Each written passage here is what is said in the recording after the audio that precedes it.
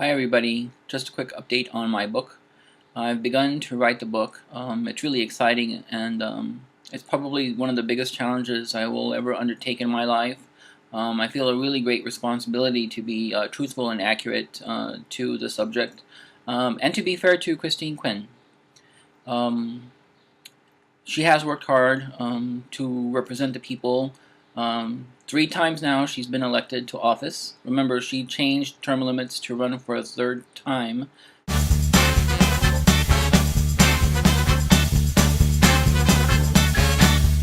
So we have to honor and respect that, even though a lot of us question what she did in order to run for a 3rd term.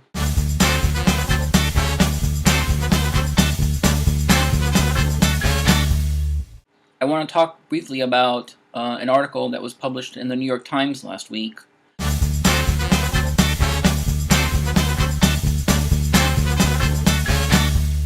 The New York Times revealed that people connected to the zone busting development of Chelsea Market have donated over $370,000 to the campaign of Christine Quinn. That's an awful lot of money.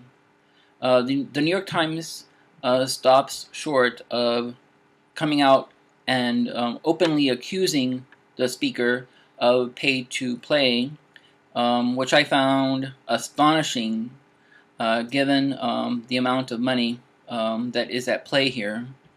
I'd like to, given the experience that a lot of us went through with St. Vincent's, I would like to predict what's going to happen with Chelsea Market.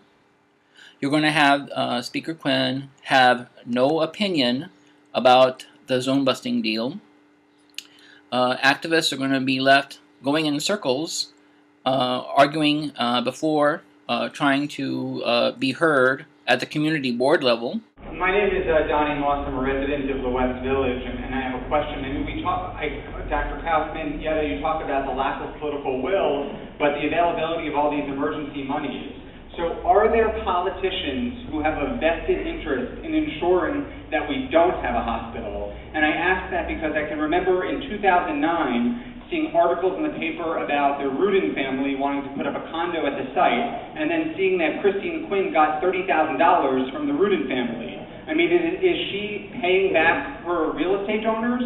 Is that what this is about? Is that why she hasn't been a leader in her own district to save our hospital?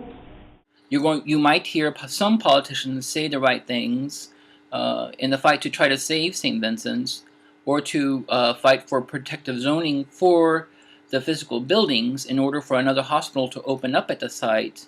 We did hear politicians such as Scott Stringer claim that he was all for saving a hospital.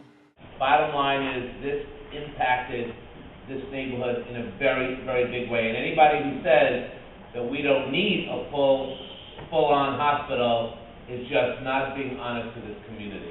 And that's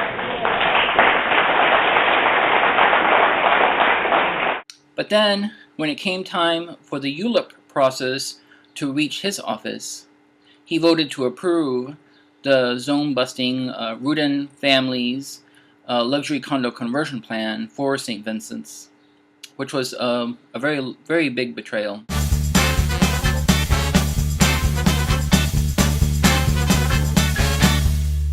Naturally, the petition to save Chelsea Market will go before Amanda Burton, who is the city planner, who we all know thinks she's the New York version of Houseman.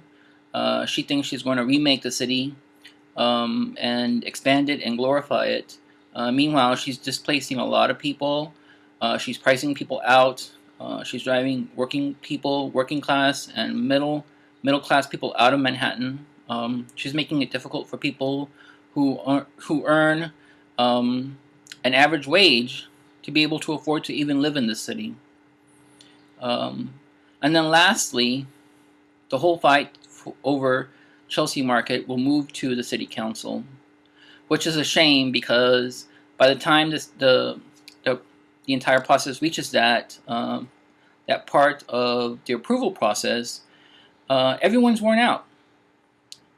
All the activists, the preservationists, engineers, local community activists, everyone has been already become fatigued by the process before the community board, before the office of the president of the borough president of Manhattan, before the office of the city planner, and then finally going back to the city council. And the greatest shame of it all is at the very last part of this entire process, the final decision is made over whether or not Chelsea Market is going to be approved for the zone-busting deal that Jamestown Properties wants to build atop of this magnificent building that a lot of people treasure in the community. That's part of the that's an important part of the social fabric of that neighborhood. Is that at the hearing, when the final decision will be made, a lot of the people are going to be locked out.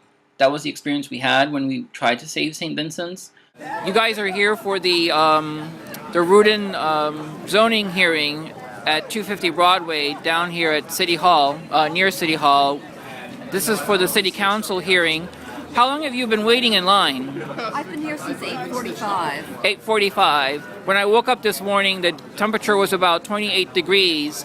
It's freezing out here. Why won't they let you in? I don't know. They say there's not room. They have to clear space. They have to clear space. Another meeting was going on before. Another meeting was going on. How many people do you think are here? Look at all the people behind you. I'm not good at estimating. What do you think? It looks 200? like maybe 200. 200 to 300 people. Some left. And some left also. Yeah, a lot of people have left at this point, and we had an emergency a while back. What happened? Someone either fainted or had a seizure, and it took 35 minutes for the ambulance to get here to take the person to the hospital. And we're here because we think we need a hospital in the Lower West Side of Manhattan to replace St. Vincent's, because right now there is no hospital there where St. Vincent's. Not only is there no hospital there, there's no hospital from 57th Street down to Battery Park on the west side. Nothing. Right. Nothing. Zero. It's a sham. The entire process is corrupt. And so I predict that Christine Quinn will keep quiet about the entire approval, which she has already probably decided she's going to approve and make, but she doesn't want the participation of the voters, the citizens, and the activists to interfere with the fact that she's going to rule in favor of Jamestown Properties and allow them to bust through zoning to put up a hotel and other luxury apartments or whatever is going to go atop of Chelsea Market. Lord knows what they're going to put up there eventually. You really don't know until the building begins, and who knows. All I do know is that the entire system is not fair. It doesn't allow for citizens to really have any participation in the outcome of any decision. The system seems to be stacked in favor of the large and very wealthy campaign contributors who always seem to win at any kind of process that comes before Speaker Quinn. All it takes is, open up your checkbooks and give $30,000, which is what the Rudin family gave Christine Quinn in terms of approving the zone-busting deal that closed down St. Vincent's and is going to put up luxury condominiums there. But in the case of Chelsea Market, Christine Quinn's price went up. This time, it took $370,000 to get her ear. Isn't that a shame? I heard about a community group called Save Chelsea, that they are leading the charge to try to preserve Chelsea Market. It seems like that group should rename itself and call itself Save Chelsea from Christine Quinn.